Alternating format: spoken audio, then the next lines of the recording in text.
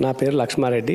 నేను గతంలో పిఏసిఎస్ దుబ్బాక సంఘంలో సీఈఓగా పనిచేసినాను. పిఏసిఎస్లో జరిగిన అవినీతిపై నన్ను సస్పెండ్ చేసినారు. యూరియా సంబంధించిన దానిపైన నన్ను బాధ్యం చేసి పాలకవర్గం చైర్మన్ మరియు అధికారులు కలిపి నన్ను సస్పెండ్ చేసినారు. ఇందులో జరిగిన అవినీతిలో నాకు ఎలాంటి సంబంధం లేదు.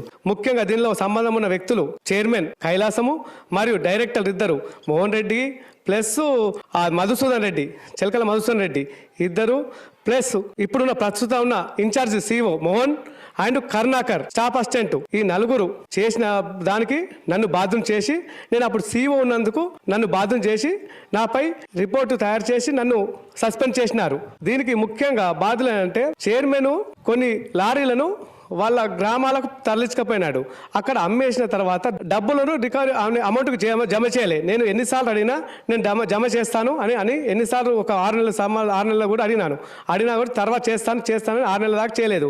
దుక్కి మంత్రులు ప్రైవేట్ పట్లేరు అయిన చిన్నజాంపడికి చెందిన ఆయన వాళ్ళ చుట్టాల బంధువుల సంబంధించిన చైర్మన్ వారి బంధువులు ఆయన సీతారామన్ పట్లేదు భూమిపల్లికి పంపించినాడు. 4 లోడ్లు దుక్కి మందు పంపించినాడు. అతని డబ్బులు మాత్రం చైర్మన్ ఇస్తా అని చెప్పి అతను పంపిండు. దానికి కరుణాకరు ఇద్దరు కలిసి కరుణాకర్ తీసుకెళ్ళండి చైర్మన్ సార్ ఫోన్ చేసి తెప్పించి డబ్బులు మాత్రం కట్టలేడు, బ్యాంకులో కట్టలేరు కరుణాకరు ఆయన మరియు చైర్మన్ గారు. దానికి సంబంధం అదే. ఇక మోహన్ అనే వ్యక్తి ఏం చేసిందంటే పోతారెడ్డిపేట చిన్న నిజాంపేటకు తాళ్ళపల్లికి 2 లారీలు దుక్కి మంది పంపినాడు. అతను కూడా కట్టలేదని చెప్పారు, కట్టలేడు. అతను కూడా కట్టలేదు. వీళ్ళకి సంబంధించి వీళ్ళు ముగ్గురు కట్టలేదు డబ్బులు. తర్వాత ఇంకో వ్యక్తి ఎంపీపీ వాళ్ళ భర్త కిషన్ రెడ్డి గారు కూడా లారీ పంపిండు. అతను కూడా డబ్బులు కట్టలేడు. ఆయన ఇంకొకడు కలకుంట్ల రాజు అని ఆ ఎంపీపీ సంబంధించిన వ్యక్తి అతను కూడా పంపిండు. అతను కూడా డబ్బులు ఇవ్వాలి, అతను కూడా ఇవ్వలేడు. తర్వాత టేకులపల్ల మల్లారెడ్డి అని మన మాజీ మండల అధ్యక్షుడు, అతనికి ₹1,00,000 పంపిండ్రు ఈ పట్లేదల్లా. మొన్న ఆ రోజు వాళ్ళ బిడ్డపల్లి ఉందని చెప్పి కరుణాకరు ఏం చేశారంటే ₹1,00,000 పట్లేరు అమ్మి డబ్బులు కడతానని చెప్పి డబ్బులు కట్టక ఆ డబ్బులు మల్లారెడ్డికి ఇచ్చిండ్రు. ఎందుకు ఇచ్చినామని మేము అడిగితే చైర్మన్ సాబ్ ఇవ్వమన్నాడని చెప్పి ఆయనకి ఇచ్చొచ్చిండ్రు. తర్వాత కొన్ని డబ్బులు కూడా కొన్ని అమౌంట్ ఆ చైర్మన్కు కరుణాకరు ఇచ్చినాడు.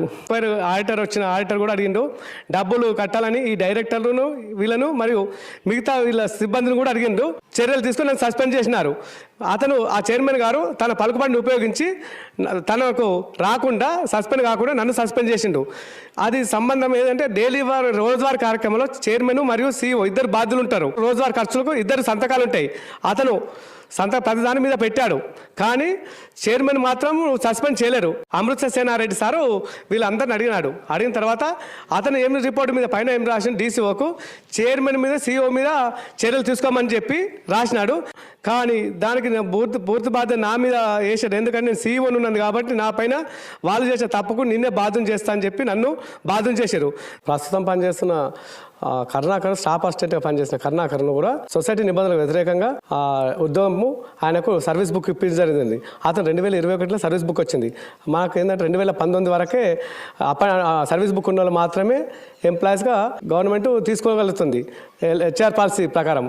అతను 2021లో సర్వీస్ బుక్ అతనికి అయింది, కానీ అతను 2019లో సర్వీస్ బుక్ అయినట్టు తప్పుడు రిపోర్ట్ చేసి ఉద్యోగానికి చైర్మన్ గారికి ₹50,000 ఇచ్చినాడు. సర్వీస్ బుక్ అయినది 2021లో తప్పుడు రిపోర్ట్ అయినది. 2021లో తప్పుడు రిపోర్ట్ చేసుకున్నాడు. అతను రిపోర్టు హెచ్ఆర్ పాలసీకి వ్యతిరేకంగా అతను ఉద్యోగంలో జాయిన్ అయినాడు. అప్పుడు వారికి చైర్మన్ గారు మొత్తం సహకరించినాడు. ఇన్ఛార్జ్ సిఇఓ అయిన మోహన్ అయినట్టు కూడా అతను కూడా నిబంధనలకు లోబడి చేయలేడు.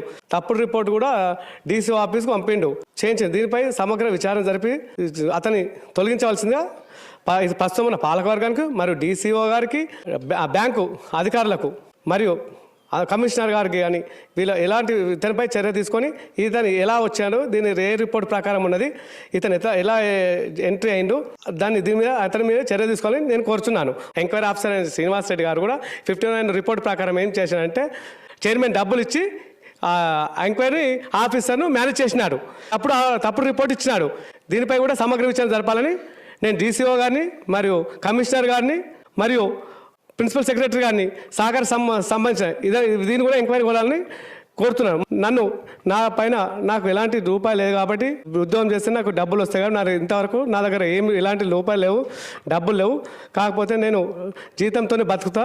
నాకు ఎలాంటి వ్యవసాయం లేవు, ఇల్లు ఒకటి తప్ప, చిన్న ఇల్లు తప్ప ఏమీ లేదు. ప్లీజ్ దయచేసి తప్పుడు రిపోర్ట్ చెప్పిన ఎంక్వైరీ ఆఫీసర్ చేసిన తప్పుడు రిపోర్టు అప్పుడు నన్ను సస్పెండ్ చేసిన దాని గురించి తెలియజేయ మీకు. ఎందుకంటే నాపై సస్పెన్షన్ నన్ను ఎత్తివేయగలని మరియు నా ఉద్యోగం నాకు ఇప్పించగలని పాలక వర్గానికి మరియు DCO గారికి మరియు కమిషనర్ గారికి నేను వేడుకుంటున్నాను.